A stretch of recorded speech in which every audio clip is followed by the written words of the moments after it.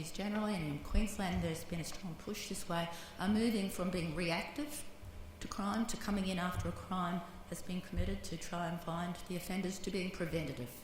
The more resources that police can put into prevention, the more likely they will have an effect in reducing hotspots of crime.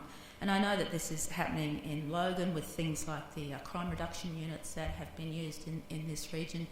And it's these types of strategies that are much more effective than simply more officers on the streets driving around in cars.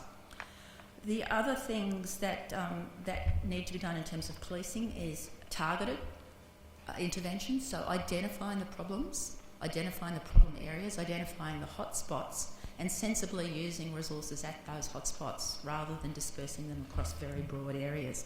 And here, having access to really good data is critical, and having police officers who are trained in interpreting and understanding that data is also important.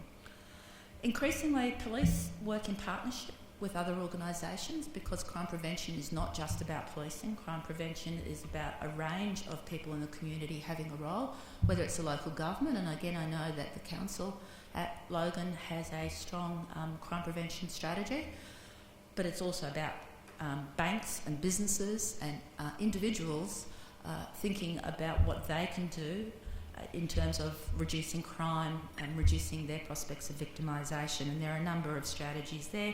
It's also about working with schools to retain young people at school, because we know that the longer a young person stays at school, the less likely they are to become a recidivist offender. So there are a range of partnerships that need to work really well and effectively for crime to be reduced. So in Logan, I think some good news, because crime generally is declining, some bad news, because there are some